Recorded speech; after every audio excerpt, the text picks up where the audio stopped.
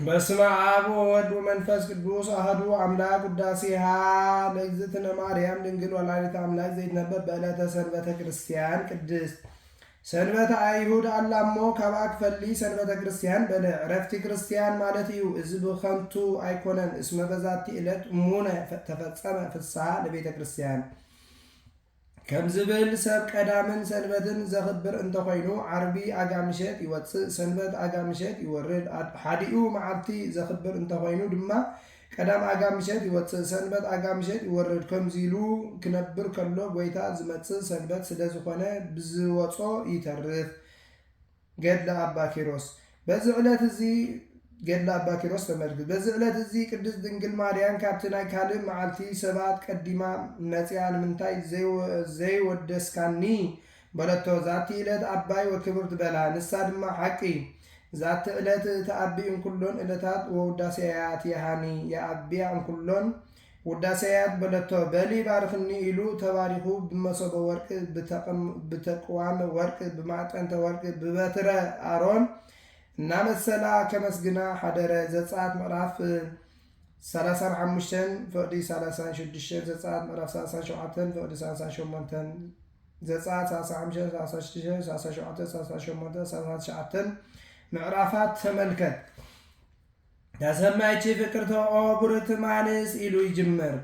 ተሰማይኪ ፍቅርተ ካብ አንስቲ ተፈሊኺ ዝተነአድኪ ፍቅርቲ ተባሃልኪ አንቲ ውእቱ ዳግሚት ቀመር ተተሰማይ ቅድስተ ቅዱሳን ሕያዋን ክሩቤል ዝተሰአሉልኪ ቅዱሳን ካይናት ዘመስጉንኺ ቅድስቲ ቅዱሳን ዝተባሃልኪ ካልአይቲ ክፍሊ ንስኺ ኢኺ ወውስቴታ ጽላት ኪዳን ሕጊ ዝተጻሕፎ ጽላት ዘለኪ ነቲ ሕጊ ኪዳን በሎ እንተ ሓለኹሞ ይሕልወኩም ዝብል ውዕል ስለዝኣተወሎም ኪዳን በሎ። ዓሰርቱ ቃላት ለተጸባባጻዩ ለእግዚአብሔር ኪዳን ዝበልክዎ በአጻብዓ እግዚአብሔር ዝተጻሕፉ 10 ቃላት እዮም። በአካላዊ ግብሪ ስለዝተረኽቡ በአጻብዒሁ ለእግዚአብሔር በለ። ዘጸአት ምዕራፍ 20 ቀዲሙ ዜነወነ በየውጣ እንተይእቲ ቀዳሜ ስሙ ለመድኃኒነ ኢየሱስ ክርስቶስ ካብ ስመ ስጋዊኡ ዝቅድም ስሙ ብየውጣ ነገረና ወለውቱ መቅድመ ቃል ይባርክዎ ወውእቱሰ አምሳሉ ጥበብ ቀዳሚሃ ንጽሕቲ ይእቲ ቀዳሚሁ ቃል ከምዝብል ካብ ስመ ስጋዊ ዝቅድም ስሙ ኢተአምልክ ባዕደ አምላክ ዘእንበልየ ኢሉ ብየውጣ ነገረና። ከምኡውን ካብ ስመ ስጋዊኡ ዝቅድም ስሙ ብየውጣ ነገረና ቀዳሚየ ፍጥረቱ ለእግዚአብሔር ብሄሞት ቀዳሚሆሙ ለአሕዛብ አማሌቅ ከምዝብል ኢዮብ ምዕራፍ 40 ፍቅዲ 15 ክሳብ 20 ዘወልቅ ምዕራፍ 14 ፍቅዲ 26 የውጣ ኣብ ሃገሮም ቅፅል ቃለ ቤት የብሉን 10 ትኽሎ እዩ። አባና ድማ 10 ቅፅል ቀለቤት ሕንፃፅ የብሉን። ዋሕድ ቃለ እግዚአብሔር በአጻብዓ መንፈስ ቅዱስ አብአ ከም ዝቅረጽ 10 ቃላት ኣብ ጽላት ጽሒፉ ብምሃብ ነገረና። ዘጸአት 34 ፍቅዲ 4 ታሪክ እስራኤል ካብ ግብፂ ምስ ወፁ ሙሴ ንአሮንን ንሆርን ሓለውቲ ከተማ ገይሩን ኢያሱ ኣኸቲሉ ደብረ ሲና ከደ 40 መዓልቲ ኣብኣ ይጸንዕ ን6 መዓልቲ ቃል ብቃል ኣብ ልቦናኡ ሰአለሉ 34 መዓልቲ ድማ ኣብ ልቦናኡ ዝተሳእለ ነጊሩ የጽሕፎ። ዘጸአት 24 ፍቅዲ 12 ፍቅዲ 18 ተመልከት። ድሕርዚ ደቂ እስራኤል ሙሴ ስለዝደንጎየ ናብ አሮን መጺኦም አሮን ግበር ለነ አማልክተ እለ የሃውሩ ቅድሜነ ወእለ ይጸብኡ ጸረነ እስመ ዝኩሰ ሙሴ ዘአውፅአነ እምድኅረ ግብፂ ኢነአምር ከመ ምንተ ኮነ በልዎ። አሮን ድማ እምቢ ተበልኩ እስራኤል ቁጣዓት እዮም ክቐትሉኒ እዮም ሕራይ እንተበልኩ ከዓ ፈጣሪየ ክቅየመኒ ኢሉ ሓሰበ። በሉ ሰብኣይን ሰበይትን እቲ ካብ ግብፂ ዘምጻእኹሞ ወርቅን ብሩርን አምጽኡ በሎም። ምክንያቱ እስራኤል ፈተውቲ ገንዘብ እዮም እሞ ኣይገብርዎን እዮም ኢሉ ንሳቶም ግና ሰይጣን ደፋፊእዎም ንውዓል ንሕደር ከይበሉ ንዕለቱ ኣኪቦም ኣምጽእሉ። ጉድጓድ ኣኽዒቱ ሓዊ አንዲዱ ነቲ ዝተኣከበ ወርቂ ኣብኡ ኣእተዎ። በዚ ሓደ ቀርኑ ወርቂ ሓደ ቀርኑ ድማ ብሩር ጭራኡ ድሃሪ ዝኾነ ምስሊ ወፂኡ ደው በለ። አሮን ባዕሉ ቅርፂ አውፂኡ ከም ዝሰርሖ እውን ተገሊጹ ኣሎ። ዘጸአት ምዕራፍ 32 ፍቕዲ 4 ብላዕፂ መልክዕ ጽባሕ በዓል ጎይታ እዩ ኢሉ ስለ ዝኣወጀ እስራኤል ነቲ ጣዖት ዝተቐረበ መስዋዕቲ በሊዖም ሰትዮም ክጻወቱ ጀመሩ። በዚ ድማ ጎይታ ሙሴ ኣቦሱን እስራኤል ህዝብከ በሎ ህዝበይ ዝብሎም ዝነበረ ህዝብካ በሎ ኣቦ ምስ ውሉዱ ክኳረ ከሎ ነድዩ እቲ ወድኺ ከም ዝብል ቀፂሉ ህድገኒ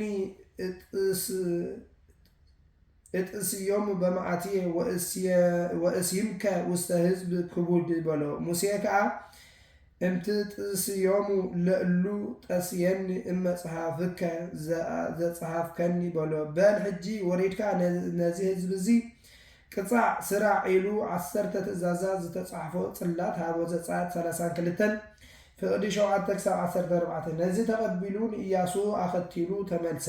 ኣብ ጥቓ ሰፈር ምስ በጽሑ ኢያሱ ምንት ዘእሰምዕ ድምፀ ጸባኢት እለ ይትሄየሉ ለጸብ በሎ። ሙሴ ድማ ፈሊጡ ስለ ዘሎ ኣኮ ድምፀ ጸባኢት ኣላ ድምፀ ፋህሉ ለወይን በሎ። ኣብቲ ኣኼባ ምስ በጽሑ ኣብኡ ጣዖት ኣቂሞም መስዋዕቲ እናበልዑን እናሰተዩን ነቲ ምስሊ ክሰግዱሉን ረኣዮም። ሰንበደ እሞ እቲ ጽላት ካብ ኢዱ ወዲቑ ተሰብረ። ካብ ኢድ ካህን ጽንሃህ መስቀል ወዲቑ ከም ዝስበር ማለት እዩ። ከምኡውን በቲ ጽላት ገይሩ ነቲ ጣዖት ስለ ዝወቕዖ ጽላቱን ጣዖቱን ተሰብረ። ነቲ ወርቂ ጥሒኑ ኣድከሞ ኣብ ማይ ነስኒሱ ንደቂ እስራኤል ኣስተዮም። በዚ ድማ ፍቕሪ ጣዖት ዝነበሮም ዝሓደሮን ኣብ ግንባሩ ኣብ ከንፈሩ ምልክት ለምጺ ተረእየ።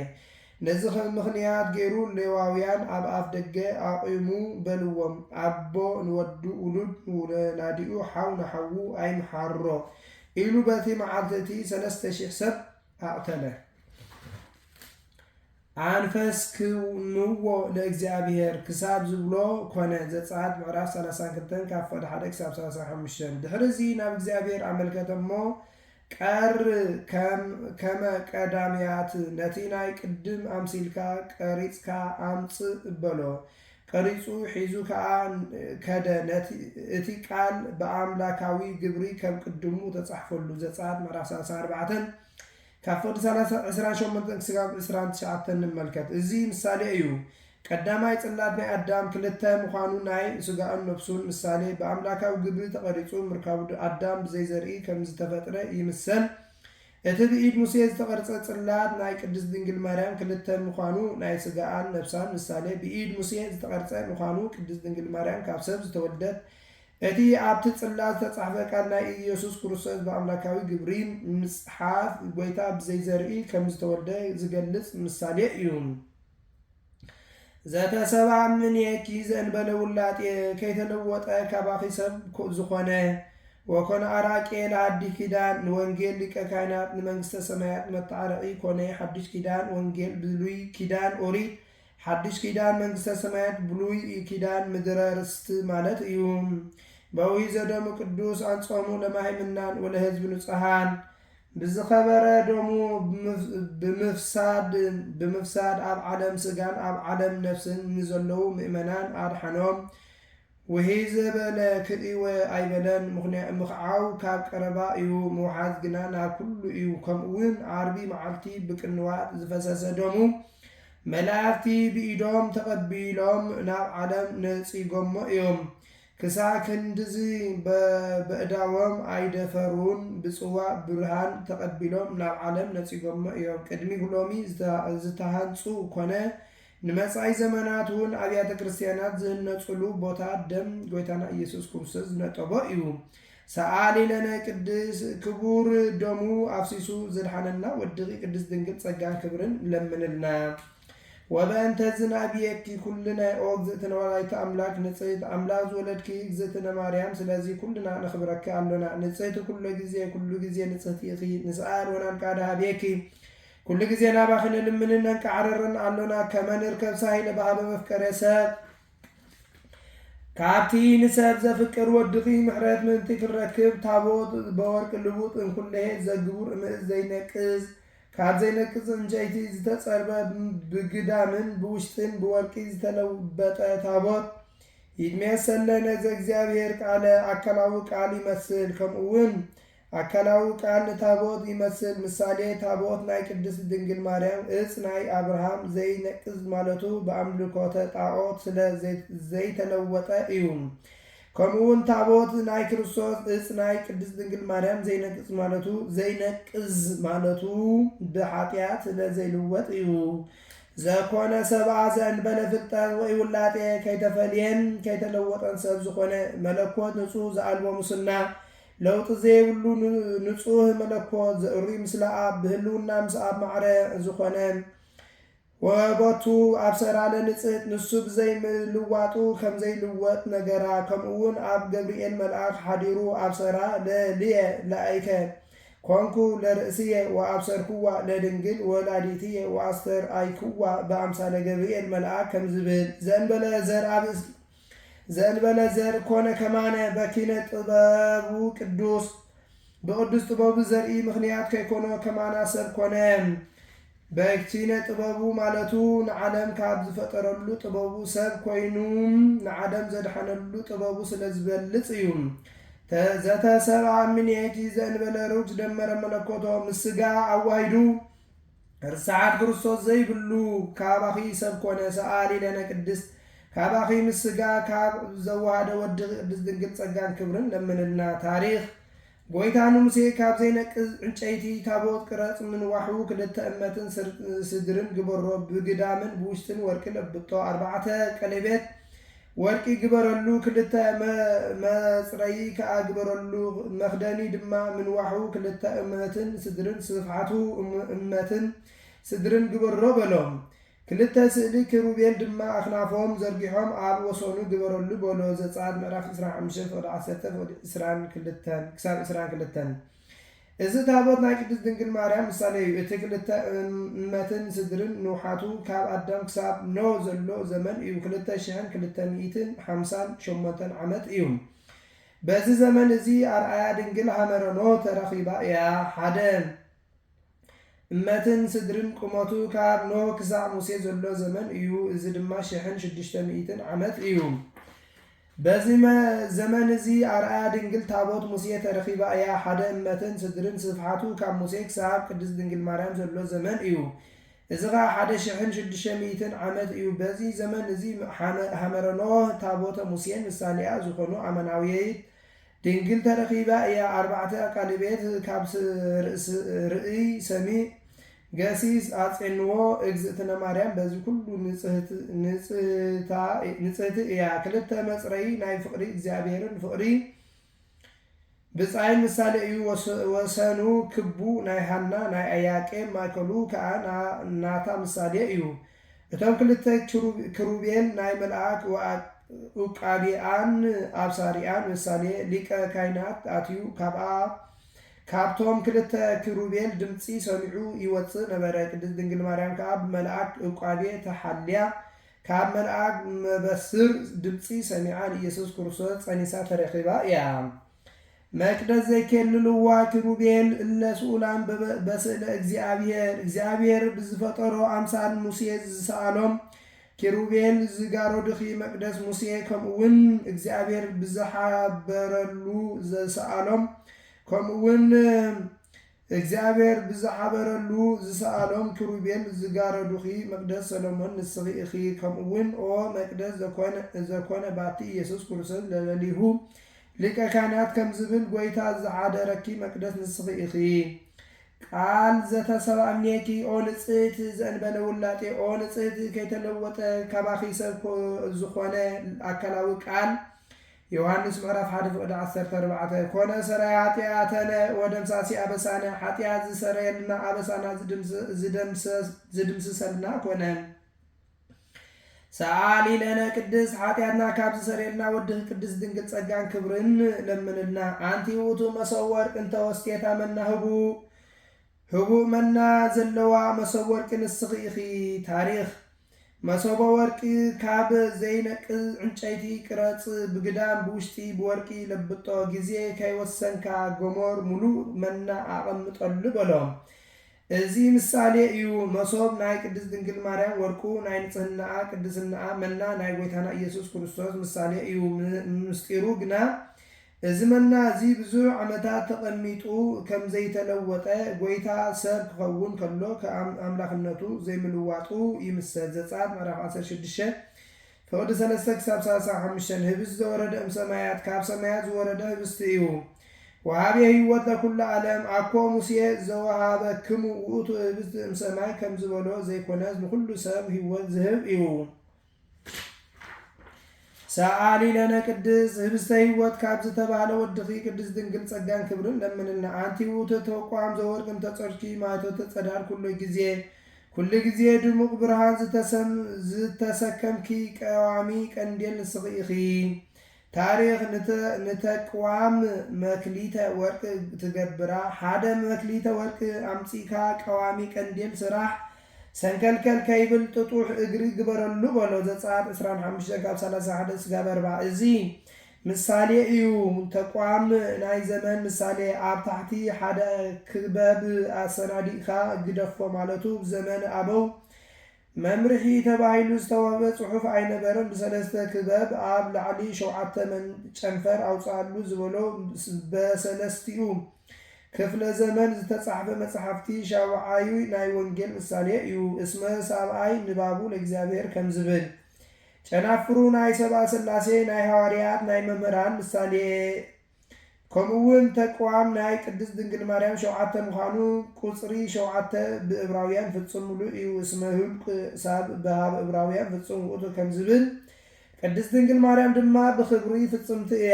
ሓደ መክሊት 1728 ወቄት ይኸውን። ብ1728 ዘመን ዜና ሞታ ዝምህሩ ጴጥሮስን ጳውሎስን ምትንሳኦም ይምሰል። ከምኡውን ተቅዋም ናይ ጎይታ ጨናፍሩ ናይ ምእመናን ዘይቱ ናይ መንፈስ ቅዱስ ምሳሌ እዩ። ዘውቱ ብርሃኑ ለዓለም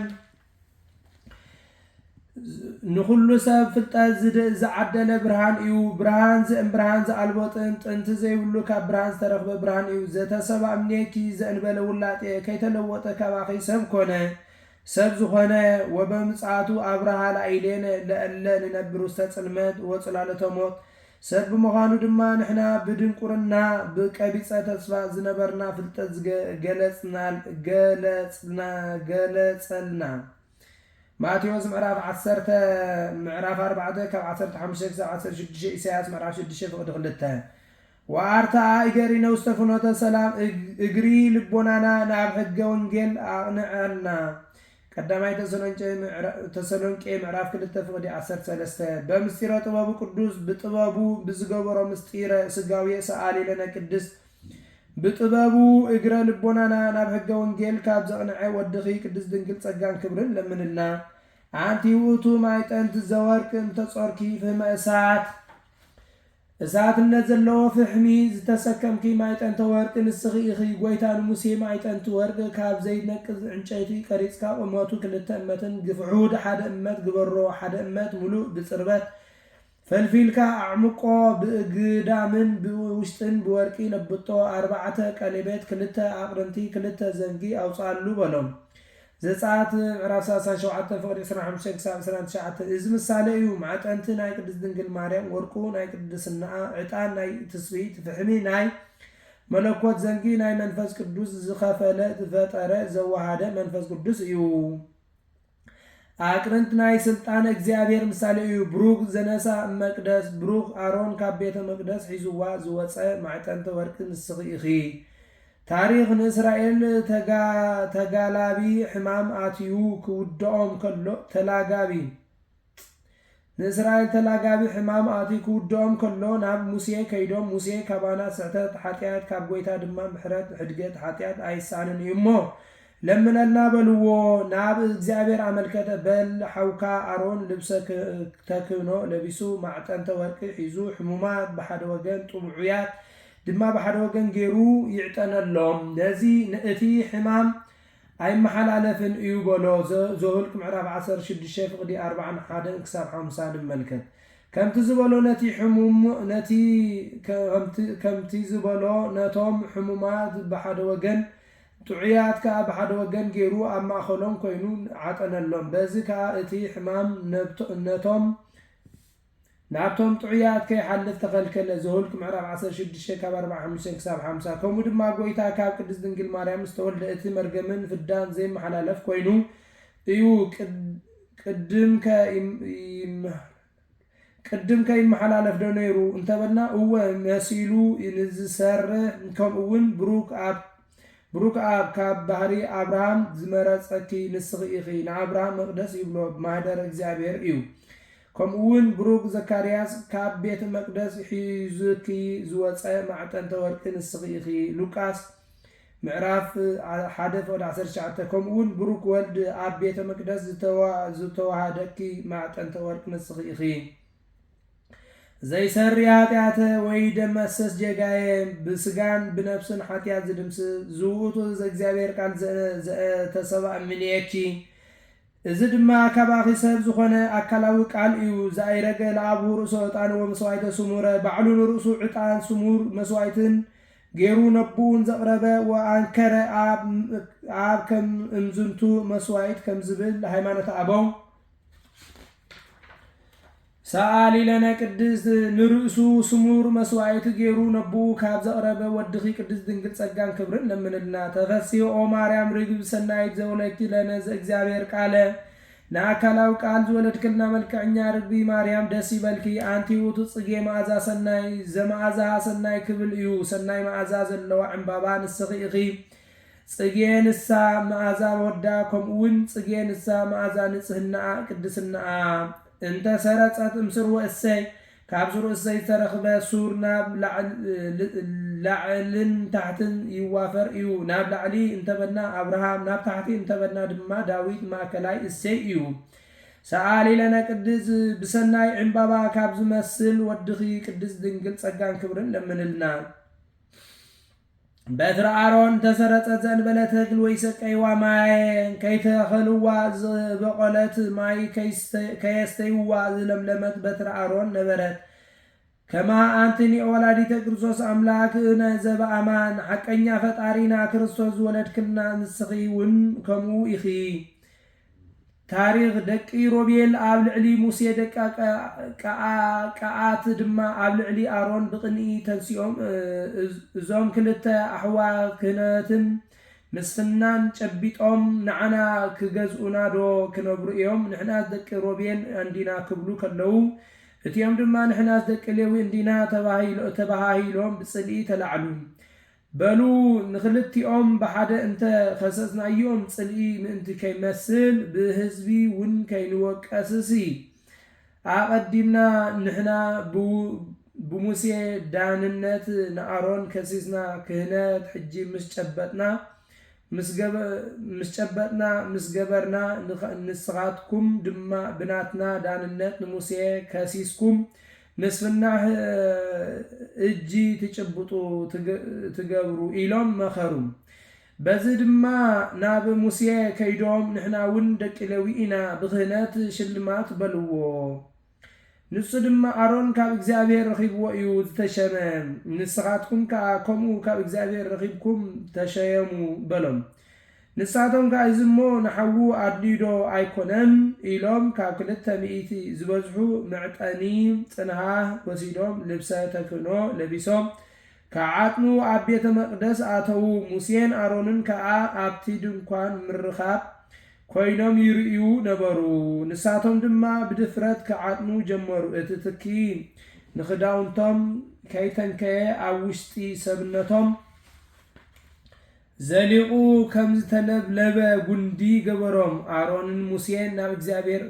تملكتو بخداونتهم تقليلكم أوصيكم دربيو بلهم اتي صنحاتات غنا وتقدسا مايطنتاتي هومو بنفساتي هومو كمزبل نبيت مقدس مغلغلي يخون بلهم ዳታን አቤሮን ድማ ምስ ድራ ቤቶም ምድሪ ተኸፊታ ወዓጠቶም ዘወልቅ ምዕራፍ 16 ፍቅዲ 1 ክሳብ 35 ንጽባሃይቱ ድማ ብዘሎ እቲ አኼባ ደቂ እስራኤል ንስኻትኩም ንህዝቢ እግዚአብሔር ቀቲልኩም ኢሎም ኣብ ልዕሊ ሙሴን አሮንን አጉረምረሙ እቲ አኼባ ናብ ልዕሊ ሙሴን አሮንን ምስተአከበም ኖ ደመና ኣብ ልዕሊ ምርኻብ ወሪዱ አጎልበቦ ክብሪ እግዚአብሔር ካ ተራእየ ሙሴን አሮን ድማ ናብ ቅድሚ ድንኳን ምርኻብ መጹ ዘወልቅ ምዕራፍ 16 ካብ ፍቅዲ 41 ክሳብ 50 መልከት ድሕርዚ ንአሮን ክሳብ መዓስ ኢኻ ከምዚልካ እትነብር ክህነት ካብ ቤትካ ከይወፅእ ምልክት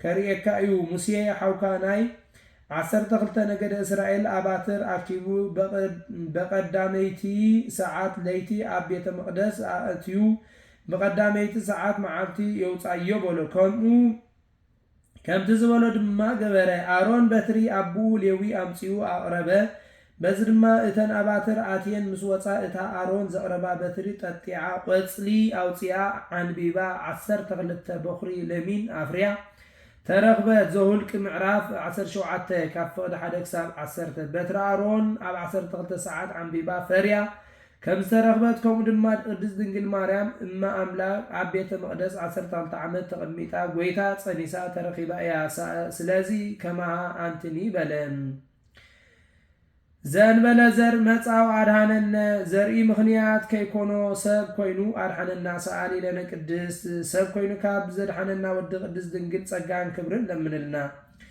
ለኪ ደሉ ዘን ኩሎም ቅዱሳን ሰአሊ ለነ ኦ ምልእተ ጸጋ ምልእተ ክብር ሓለፋ ኩሎም ቅዱሳን ክትልምንልና ንዓኺ ይግባእ እንተ ተአቢ ሊቃነ ጳጳሳት ከመይ ካብ ሊቃነ ጳጳሳት ንስኺ ትበልጽን ትዓብይን ወፈድፋደ ተከብሪ እምነቢያት ካብ መምህራን ንስኺ ትበልጺ ከምኡውን ካብ ሐዋርያት ንስኺ ትበልጺ ካብ አርድእት እውን ትበልጺ ብኪ ግርማ ራእይ ዘያብን ግርማ ሱራፌል ወኪሩቤል ካብ ግርማ ኪሩቤልን ሱራፌልን ዝበልጽ ተፈታዊ ግርማ አሎኪ አንቲ ዘበአማን ምካ ዘመድነ ንስኺ ብሓቂ ትምክሕቲ ባህሪና ኢኺ ወሰአሊት ህይወት ለነፍሳቲነ ንሰብነትና ህይወት እትልምንልና ንስኺ ኢኺ ዮሐንስ ምዕራፍ 19 ፍቅዲ 25 ክሳብ 27 ሰአሊ ለነ ሃበ እግዚእነ ወመድኃኒነ ኢየሱስ ክርስቶስ ናብ ጎይታና መድኃኒና ናብ ኢየሱስ ክርስቶስ ለምንልና ያጽናዓነ በርትት ሃይማኖት ውስጥ አሚነ ዚአሁ